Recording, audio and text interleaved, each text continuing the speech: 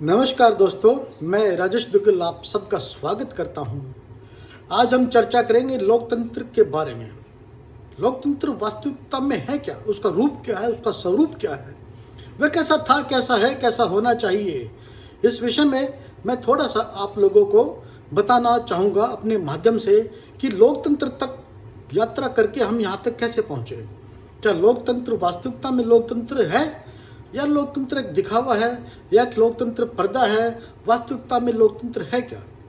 मैं शुरू से आपको बताना चाहूँगा, तो कृपया करके थोड़ा ध्यान दीजिए। इसमें एक शब्द है तंत्र। सबसे पहले तंत्र पे हम विचार साझा करेंगे। तंत्र के बाद है जनतंत्र। तंत्र के बाद है जनतंत्र। जनतंत्र के बाद है राजतंत्र। उसके बाद है प्रजातंत्र और फिर है परतंत्र। उसके बाद स्वतंत्र और अंत में सभी चाहते हैं लोकतंत्र। यह सभी में एक तंत्र जुड़ा हुआ है।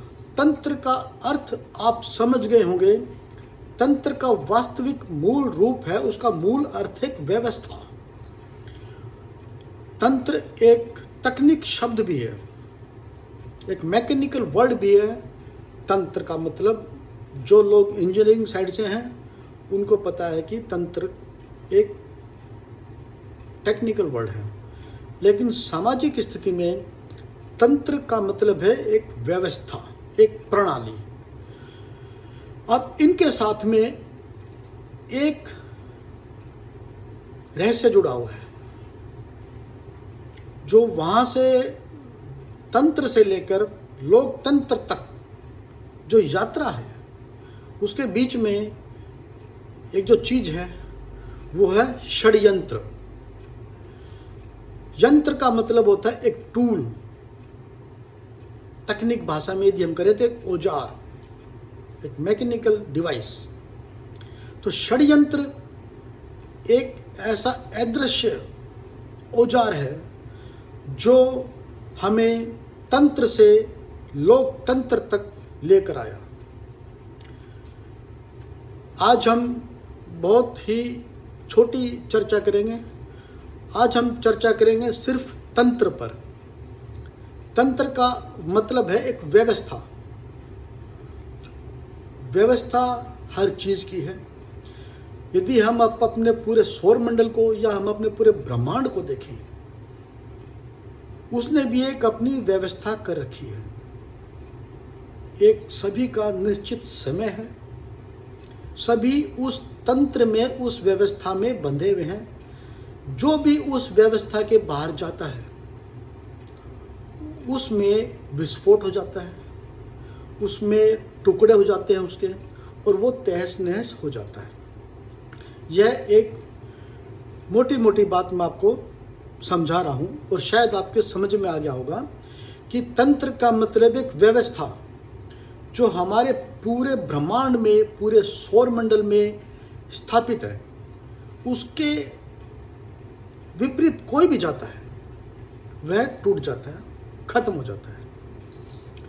यह थी एक बिल्कुल साधारण सी बात। अब हम आते हैं अपनी पृथ्वी पर, अपनी प्रकृति पर। हमारी पृथ्वी पर एक व्यवस्था है। हर मौसम की एक व्यवस्था है। कहीं पहाड़ हैं, कहीं नदी हैं, कहीं नाले हैं, कहीं समुद्र है, कहीं वनस्पति है। हर चीज़ की व्यवस्था है। और हर चीज़ की व्यवस्था में, चाहे वो निर्जीव हो चाहे वो सजीव हो, उन सब ने अपनी एक व्यवस्था बना रखी है। जैसे हम पानी की व्यवस्था लें, पानी समुद्रों से वाष्प बनकर ऊपर जाता है, बादलों के बर्फ के रूप में गिर जाता है और नदी नालों में बहकर दोबारा से समुद्र में मिल जाता है। ये एक सिंपल थ्योरी है। इसी प्रकार से जो चीज़ जन्म लेती है उस चीज़ का मृत्यु होती है, उस चीज़ का अंत निश्चित है। ये जितनी भी सजीव चीज़ हैं ये इन सब पे लागू है।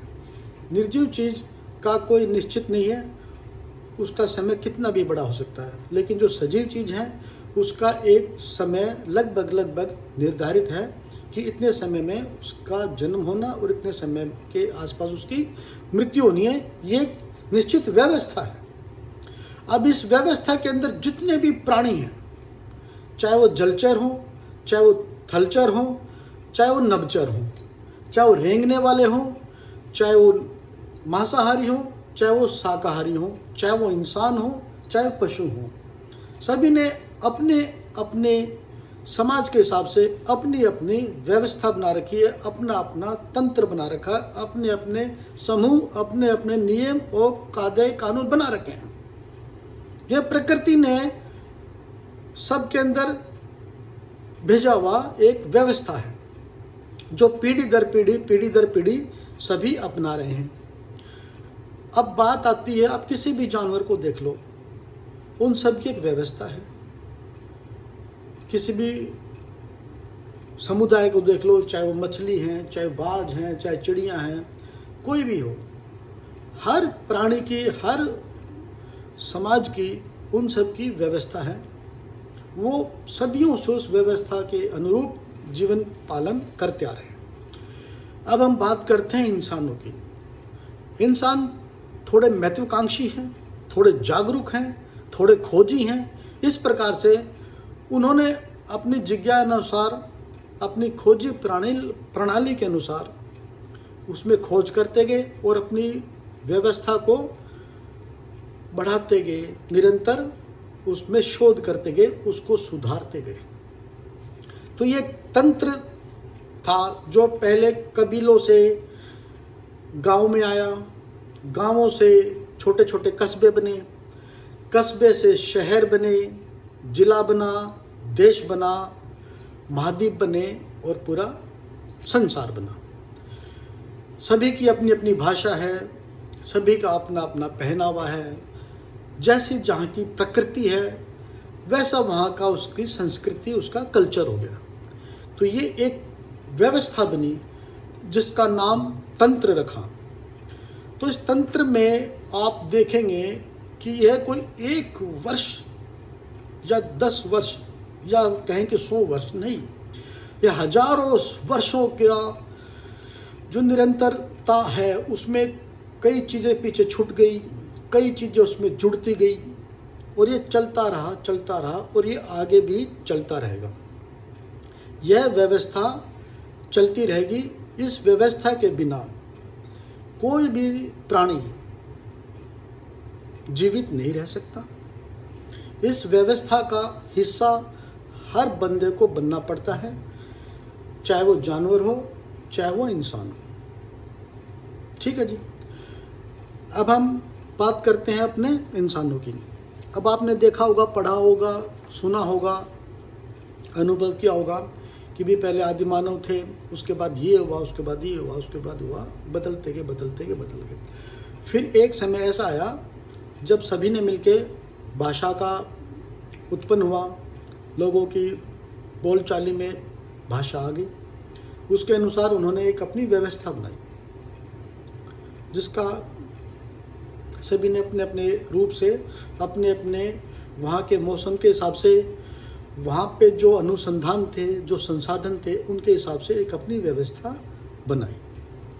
वह व्यवस्था कई सदियों तक चलती रही और उसका थोड़ा थोड़ा अंश, मैं कहूँ कि 50% से ज़्यादा जब तंत्र था, जब व्यवस्था थी, वही बातें आज तक भी लागू हैं, वही बातें भी आज तक चली आ रही हैं।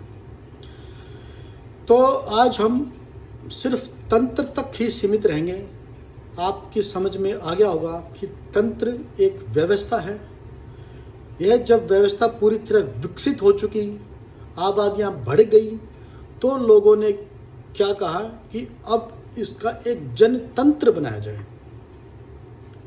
जनतंत्र यानी जनता का व्यवस्था, जनता की व्यवस्था, जनता द्वारा बनाई गई व्यवस्था, जनता के लिए उपयोग में लाई गई व्यवस्था, उसको हमने नाम दिया जनतंत्र।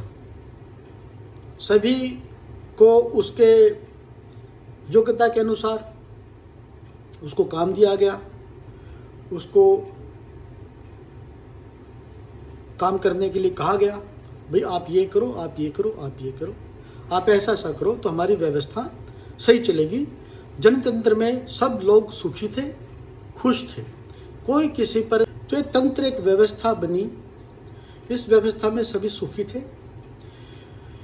अब यह तंत्र विकसित होते होते होते होते राजतंत्र, प्रजातंत्र, परतंत्र, स्वतंत्र, लोकतंत्र यहाँ तक पहुँच गया।